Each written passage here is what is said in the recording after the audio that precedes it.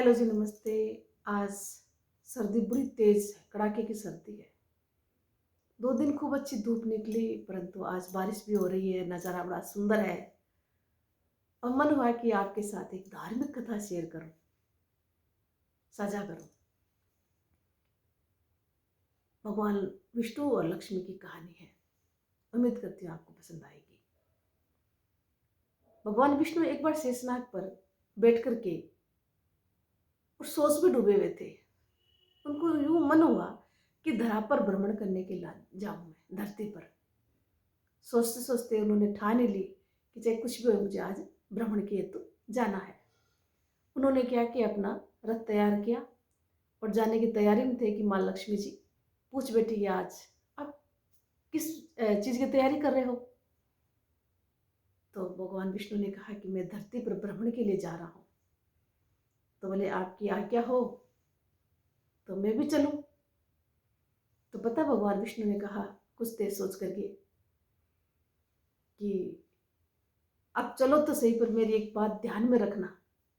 तो माँ लक्ष्मी ने बोला क्या? कि कहना मानना पड़ेगा तुम्हें, नहीं तो फिर पछतावा होएगा। कहने मैं जरूर कहना मानूंगी, मेरा ही मन हो रहा आपके साथ चलूं। तो कहा कि उत्तर दिशा की ओर मत देखना, अगर ये शर्त मंजूर है तो मेरे साथ चलो, कोई आपत्ति नहीं है मुझे। तो माँ लक्ष्मी ने कहा ठीक है, मैं उत्तर दिशा की ओर नहीं देखूंगी। दोनों धरती पर भ्रमण हेतु आ गए। चारों ओर घूम रहे हैं और वातावरण इतना सुंदर, भीनी भीनी खुशबू आ रही चारों तरफ। बारिश का मौसम था। भगवान विष्णु और लक्ष्मी माता पूरा भरपूर आनंद प्रकृति का ले रहे थे। अब माँ लक्ष्मी का ऐसी सुंदर जो दृश्य था ना प्रकृति का, चारों दिशाओं में नजरें दौड़ने लगी। वो भूल गई अपनी शर्त, अपना संकल्प कि भगवान विष्णु को मैंने क्या संकल्प जो है दिया था, क्या मैंने जो है वचन दिया था। और उत्तर दिशा की ओर, खेत की ओर उसकी नजर पड़ती, जहां बहुत सारे पुष्प लगे हुए थे और भीनी भीनी खुशबू आ रही थी। और वो बिना पूछे भगवान से और वहां जाकर के और उस खेत से एक पुष्प तोड़ के ले आती है और भगवान विष्णु को दिखाती है। भगवान विष्णु ने कहा कि मैंने तुझे मना किया था ना, वचन याद करो कि पूर्व उत्तर दिशा के तुम्हें नहीं जाना है, और ये तो तूने बहुत बड़ी गलती नहीं अपराध कर दिया। कि क्या महाराज? फिर उसे अपनी गलती का एहसास हुआ। तब बोला कि अब क्या करो, क्या करूं, कौन सा दंड आप देना चाहो मुझे दे दीजिए। भी वो तो लक्ष्मी थी, वर्तमान समय में जो स्त्री है ना, वो नहीं थी। वो माला लक्ष्मी थी, वो विष्णु भगवान की पत्नी थी। करबत हाथ जोड़कर भगवान से एक माफी मांगी और पूछा आप जो दंड दोगे मैं आपको भुगतने को तैयार हूं। अब तो गलती तो हो गई, चाहे कुछ भी हो जाओ, भूल गई थी मैं संकल्प। तब भगवान विष्णु ने कहा कि देखो, कोई भी गलत काम करते हो उसका दंड तो किसी को भी, चाहे मानो हो या भगवान हो, भुगतना ही पड़ता है। तूने फूल तोड़ा, क्या तूने माली से पूछा, जो मालिक था, कि नहीं? तो ये चोरी हो गई। अब तुम्हें 3 साल तक उस मालिक के घर पर रह करके और उसकी सेवा, घर का काम करना पड़ेगा, खेत में काम करना पड़ेगा। तुझे शर्त मंजूर है या नहीं है वो तो करना ही पड़ेगा, ये दंड तुझे मिलेगा। इसीलिए मैंने कहा था तो उत्तर दिशा की ओर मत देखना। तो बोले भगवान आप जो कहोगे वो करने को तैयार हूँ। मेरी अगर ये गलती है, अगर वो प्रायश्चित हो जाए उस गलती का, तो उससे बड़ा क्या काम है। जरूर मैं उसके लिए प्रायश्चित करने के लिए तैयार हूँ। वो एक गरीब ब्राह्मणी का वेश धारण करके और वहाँ माली के घर पहुँचती है। भगवान विष्णु तो अपने लोक में पहुँच जाते हैं। बाहर से आवाज़ लगाती है, अंदर से माली आता है, बोलो बहन क्या काम था? तो उसने कहा कि मैं बहुत ही गरीब हूँ, मुझे 2 वक्त की रोटी नहीं मिलती, और आप कहोगे तो मैं आपका पूरा घर का खेत का काम कर दूंगी, बस 2 वक्त की रोटी चाहिए मुझे। बड़ा भला मानस था वो, माली था वो। उसने कहा कि देखो हम खुद गरीब हैं, मेरे 2 बेटे और 3 बेटियां हैं, रूखा सूखा जो मिलता है, अगर तुम बेटी बनकर आओ, चौथी बेटी मान लूँ कि मेरे 4 बेटियां हैं और रूखा सूखा खाने को तैयार हो, तो आ जाओ, मुझे कोई आपत्ति नहीं है।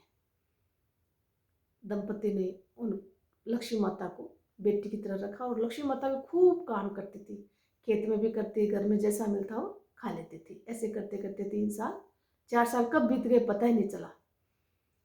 अब क्या होता है कि अब उनके जाने का समय हो गया। उससे पहले पहले उसने उस माली को इतना धन दौलत से भर दिया था।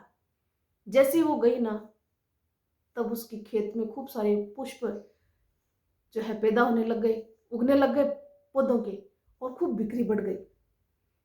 पैसा इतना आया कि जमीन जायदाद खरीद ली, धीरे धीरे बहुत बड़ा मकान बना लिया, पत्नी बेटियां गहनों से लदबद हो गई। यूं करते करते पैसे इतने, वो मतलब लक्ष्मी उनके घर में इतना मतलब कुछ कर दिया उन्होंने। एक पुष्प की चोरी की थी, घर में काम भी किया और उसे इतना कुछ दे दिया।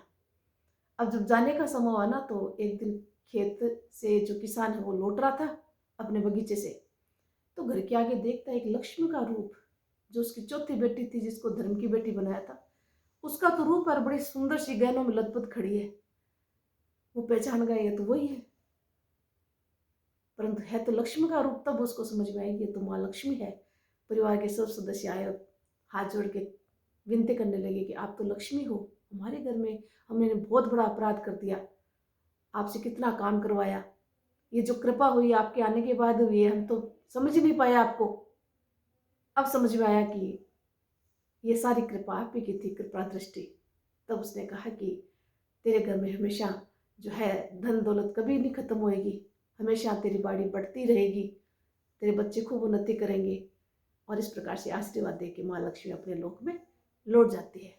तो ये छोटी सी पौराणिक कथा इसे ही सीख लेनी चाहिए कि हमें कभी भी किसी की चीज को बिना पूछे नहीं लेना चाहिए, भले ही कोई देखे नहीं।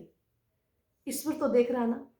जब माँ लक्ष्मी को इतना दंड भुगतना पड़ा, भगवान विष्णु से 3 साल अलग रहना पड़ा, तो हम तो एक आम इंसान हैं, उसकी सजा हमें निश्चित रूप से भुगतनी पड़ती है।